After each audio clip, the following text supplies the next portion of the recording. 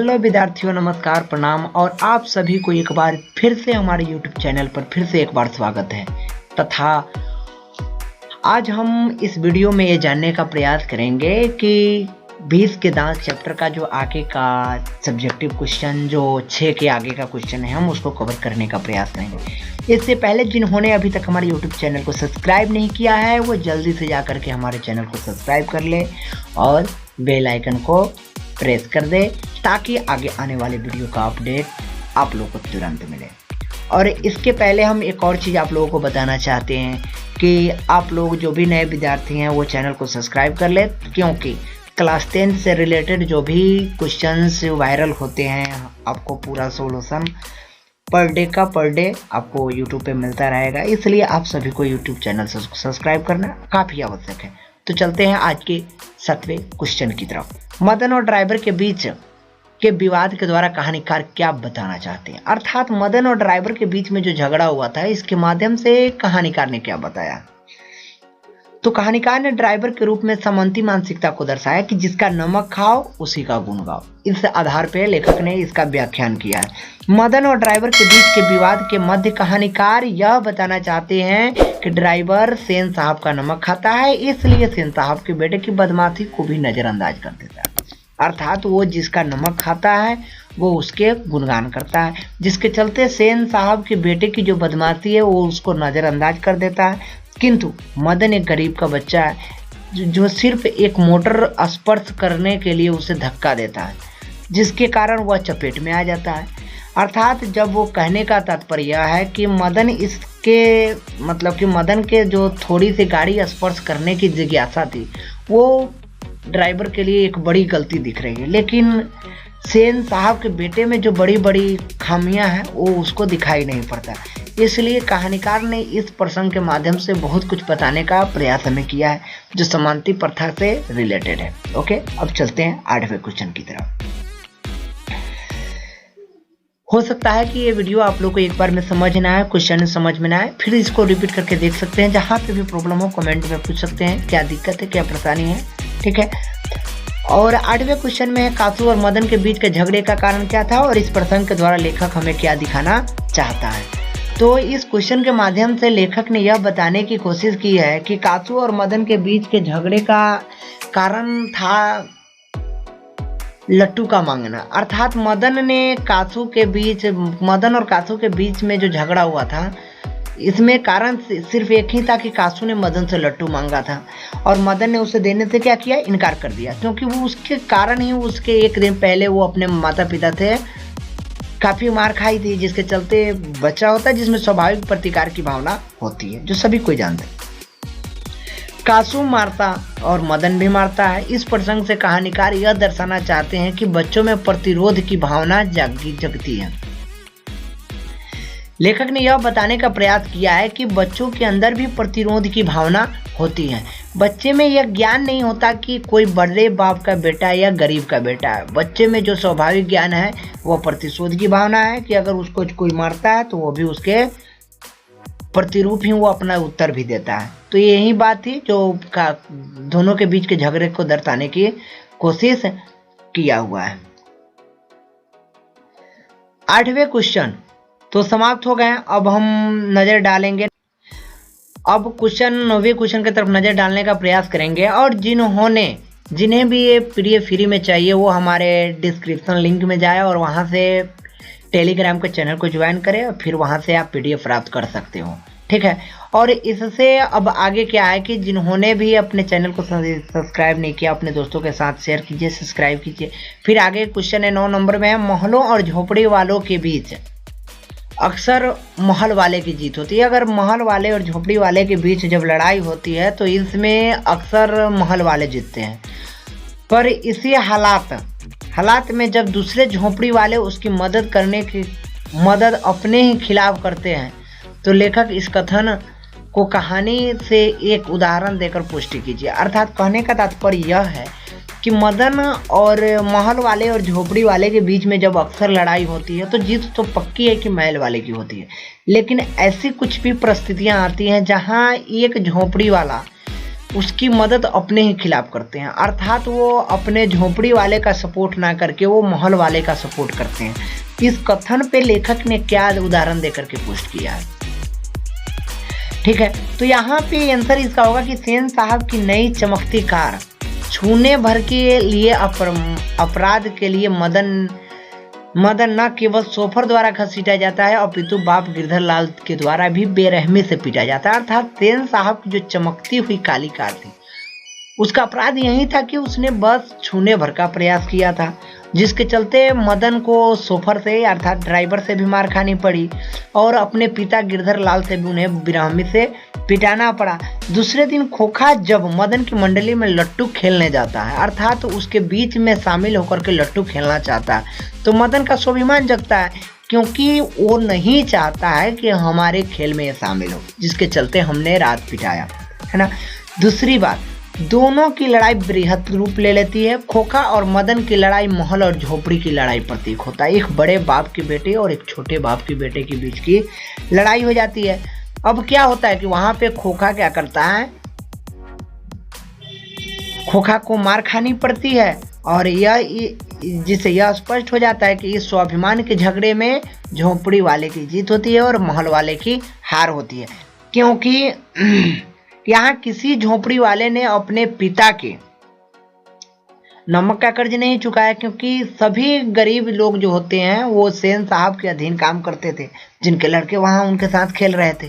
लेकिन उन लड़कों ने ये नहीं सोचा कि ये हमारे पिता के कार्यालय में काम करते हैं, ऑफिस में काम करते हैं, तो हमें मदन की खिलाफ होना चाहिए, बल्कि हमें कासू की मदद करनी चाहिए। ऐसा किसी ने नहीं सोचा और सभी ने अपने झगड़े को अलग तरीके से आनंद लेता है, ठीक है। अगले क्वेश्चन है 10 नंबर में कि रोज रोज अपने बेटे की मदन की पिटाई करने वाला गिरधर लाल मदन द्वारा कासू की पिटाई करने पर भी उसे दंडित करने की बजाय अपने छाती से क्यों लगा लेता है। अच्छी बात है, क्योंकि सोचने की सवाल उठता है यहाँ पे सोचने के लिए कि रोज रोज जिस मदन को अपने पिता से पिटाना पड़ता था, आज उसने जब कासू के दांत तोड़ करके आता है वो मदन, तो उसके पिता ने उसे छाती से लगा लेता है और उसे दंडित भी नहीं करता है। तो इसका आंसर ये होगा कि रोज रोज मदन की पिटाई करने वाला गिरधर मदन द्वारा कासू की पिटाई करने पर भी दंडित नहीं किया, बल्कि उसे अपने छाती से लगा लिया। ऐसा इसलिए किया क्योंकि एक दिन जब मदन कासू के अहंकार का जवाब देते हुए उस पे प्रहार करके उसके दांत को तोड़ दिए, तब उसके पिता के गर्व के साथ उसे क्या करता है, शाबाशी देता है कि जो काम वह स्वयं नहीं कर सका वह उसके पुत्र ने कर दिखाया। मदन शोषण, अत्याचार और अन्याय के विरुद्ध एक प्रज्वलित उदाहरण है, प्रतिशोध का प्रतीक है। आसान शब्दों में ये हम जानने का प्रयास करें तो हमें ये चीज समझ में आती है कि प्रतिदिन कासू के हाथ से अपमानित होना और मदन अपने पिता के द्वारा पिटाना, सेन साहब के द्वारा भी उल्टी सीधी हरकतों पर डांट सुनना, बोली सुनना, ये सभी गिरधर लाल की भी मतलब कि गिरधर लाल के लिए भी एक शर्मनाक विषय बन चुका था। वो उससे पीछा छुड़ाना चाहता था, लेकिन मदन की इस करतूत ने स्वतः उसे स्वतंत्र कर दिया और सेन साहब ने उसे बुला करके उसे अपने नौकरी से निकाल दिया, ठीक है, जो पूर्ण रूप से मदन के कारण उसके पिता गिरधर लाल स्वतंत्र हो गए। अगले क्वेश्चन में क्या है, 11 नंबर क्वेश्चन है कि सेन साहब, मदन, कासू और गिरधर के चरित्र का चित्रण कीजिए। अर्थात सेन साहब कैसे थे, मदन कैसे थे, कासू कैसा था और गिरधर लाल कैसा था। तो इन सभी के चरित्र को चित्रण करने का हम प्रयास करते हैं। तो सेन साहब कैसे थे, उनकी क्या मतलब कि समाज में प्रतिष्ठा थी, किस प्रकार का परिवेश था उनका। तो कहानी के प्रमुख नायक जो है, प्रमुख मतलब कि पात्र जो है सेन साहब है। नई उन्होंने कार खरीदी थी, इसलिए गाड़ी की छाया से सब दूर है, ऐसा उन्होंने दृढ़ निश्चय किया था। सेन साहब ने दिखावा बहुत अधिक था, सेन साहब जो थे दिखावा बहुत अधिक करते थे और अपने पुत्र के संबंध में बहुत चढ़ा बढ़ाकर बातें करते थे। अर्थात वो सफेद पोशी परिवार से रिलेटेड थे। सफेद पोश अर्थात खाने के अलग दांत और दिखाने के अलग दांत होते थे। दूसरे शब्दों में हम ये समझने का प्रयास करेंगे कि अपने बेटे के सामने दूसरे की बच्चे की प्रशंसा वो पसंद नहीं करते थे, सबसे बड़ी चीज, क्योंकि वो नहीं चाहते थे कि मेरे बच्चे के सामने किसी की दूसरे बच्चों की प्रशंसा हमारे सामने की जाए। तो ये रही सेन साहब का कैरेक्टर, किस प्रकार का था, कैसा चरित्र था उनका।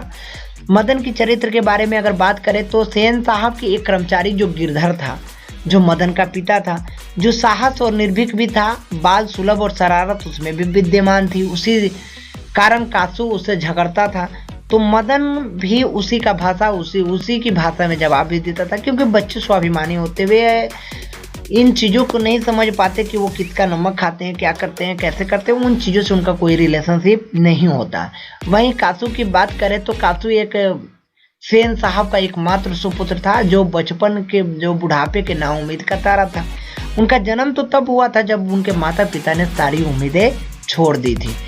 उन्हें इकलौता होने के कारण बहुत लाड़ प्यार मिला उन्हें, ठीक है, तो इसका उन्होंने गलत फायदा भी उठाया, शरारत करने में माहिर हो गया था और कहानी का नायक कासू ही था, क्योंकि अगर कासू नहीं होता तो फिर ये पूरी कहानी बनती ही नहीं, ठीक है। दूसरी बात, गिरधर की अगर बात करते हैं तो कासू गिरधर सेन साहब के फैक्ट्री में काम करने वाला एक कर्मचारी था, जो मदन के पिता ही था, ठीक है, गिरधर लाल, और वो सेन साहब के बरामदे में रहते, जिसको आहते कहते हैं, ठीक है। गिरधर लाल जो था बेहद सीधा और सरल कर्मचारी था। यदा कदा उन्हें सेन साहब का गुस्सा भी झेलना पड़ता था। मदन गिरधर लाल का पिता भी था, जो कि आपको पहले से ही पता है। अगला क्वेश्चन 12 नंबर है कि आपकी कहानी में कहानी का नायक कौन है? तर्कपूर्ण उत्तर दीजिए, क्योंकि एक कहानी किस पे आधारित है, ऐसा क्या है जो इस कहानी में समझने लायक चीजें हैं, तो हम इस पे थोड़ा गौर करने का प्रयास करेंगे। हमारी दृष्टि में 20 की दांत शीर्षक कहानी का नायक मदन है। अगर हम कहानी के, क्योंकि सब अपने अपने हिसाब से इस चीज को डील करने की कोशिश करते हैं, तो आखिर हम मदन को इस कहानी का नायक क्यों बना रहे हैं, तो इस पे भी थोड़ा गौर करने की जरूरत है। नायक के संबंध में पुरानी कसौटी है, अब बदल चुकी है। अब पहले क्या स्थिति थी कि पहले हम किसी को नायक अगर रखने की अनुभूति करते थे, तो पहले का होता था कि ये धारणा थी कि नायक वही हो सकता है जो उच्च कुल में उत्पन्न हुआ हो, सुसंस्कार, सुशिक्षित हो। परंतु नायक के संबंध में अब ये शर्तें माने नहीं है कि ऊंचे कुल का होना चाहिए, संपत्ति वाला होना चाहिए, और वो काफी मतलब कि सुदृढ़शाली हो, मतलब कि शिक्षित हो। अब क्या है, नायक की सबसे बड़ी भूमिका के लिए अभी शर्तें क्या है कि कोई भी पात्र नायक पद का अधिकारी हो सकता है यदि वो घटना का संचालक हो, सारे पात्र में सर्वाधिक प्रभावशाली हो, कथा वस्तु उसी पर महत्व सर्वोपरि हो, ठीक है। और इस दृष्टि से, इस विचार से स्पष्ट हो जाता है कि कहानी का नायक मदन ही है, क्योंकि कहानी में जो भी घटनाएं घटती हैं वो कहीं ना कहीं गिरधर लाल के बेटे जो मदन है उस पे ही आधारित होती हैं, क्योंकि ये सारी कहानियां जो हैं उसी पे जाकर के टिकी हुई हैं। इसलिए इन सभी दृष्टियों से अगर देखा जाए तो कहानी का सबसे बेस्ट पात्र है तो वो कौन है? मदन ही है, ठीक है। 13 नंबर क्वेश्चन ये है, कहानी के आरंभ में ही लेखक के जो स्वर थे काफी व्यंग्यात्मक क्यों थे, ठीक है। ऐसे कुछ प्रमाण को उपस्थित करके बताएं कि ऐसा क्या था जो कि इस चीज को प्रमाणित करता है कि लेखक का जो भाव था, स्वर था, शुरू से ही व्यंग्यात्मक था। आरंभ से ही कहानीकार के व्यंग जो थे, स्वर जो थे, व्यंग्यात्मक थे। इसके प्रमाण भी कहानीकार ने उक्त गाड़ियों के पक्ष में कहा है। अब सेन साहब की गाड़ी का भी उदाहरण देकर के व्यंग्यात्मक भाव से कहा है ना, कि गाड़ी ऐसी जैसे कोयल के घोंसले से कब उड़ जाए, तो ये व्यंग्यात्मक भाव है जो गाड़ी के लिए लेखक ने कहा है। दूसरी है, सेन साहब की पुत्रियों के प्रति व्यंग्यात्मक पूर्ण उक्तियों में लेखक ने यह भी कहा है कि वे मुस्कुराहट वैसे जो अपने ओठों पे लाती थी कि सोसाइटी की तरीकाएं भी उनसे कुछ सीखना चाहे। यानी लेखक ने इस भाव से यह व्यक्त करने की कोशिश किया है कि उन लोगों की मुस्कुराहट पे भी रोक थी, क्योंकि हंसी की भी एक लिमिट होनी चाहिए। ये यहाँ पे सेन साहब ने बताने की कोशिश की है और लेखक ने भी इस चीज को अपने भाषा में इसको उरेका है इस दृष्टिपटल पे, ठीक है। और दूसरी चीज क्या है कि सोसाइटी की तरीकाएं भी उनसे कुछ सीखना चाहें कि कैसे हमें रहना है, कैसे जीना है, कितना तक हम अपने अनुभवों को बढ़ा सकते हैं। ये सारी चीजें सीखने की जरूरत वहां पे बताई गई है लेखक के द्वारा। कासू मदन की जमात में जा पहुंचा। कासू था जो कि सेन साहब का लाडला था और उसी समय कहानीकार ने व्यंग्यात्मक उक्ति से कहा कि हंस जो थी कौवे की जमात में शामिल होने के लिए ललक गया। ये सारी के सारे क्या है कि व्यंग्यात्मक भाव हैं जो लेखक ने अपने शब्दों में व्यंग्यात्मक दृष्टि से ये सारे बाण, शब्दों के बाण से इन्हें परिच्छेदित करने की कोशिश की है। तो बहुत बहुत धन्यवाद आप लोगों का वीडियो देखने के लिए, यहाँ तक समय देने के लिए आप सभी का बहुत बहुत धन्यवाद। और आप सभी से अंतिम निवेदन है कि अगर जिन्होंने भी अपनी वीडियो देखा है, जिन्हें भी अच्छा लगा वो कृपया लाइक कर दे, अपने दोस्तों के साथ शेयर करें। अच्छा लगे तो लाइक करें, अच्छा नहीं लगे हो तो डिसलाइक करके निकल सकते हैं, कोई दिक्कत नहीं है, स्वतंत्र है।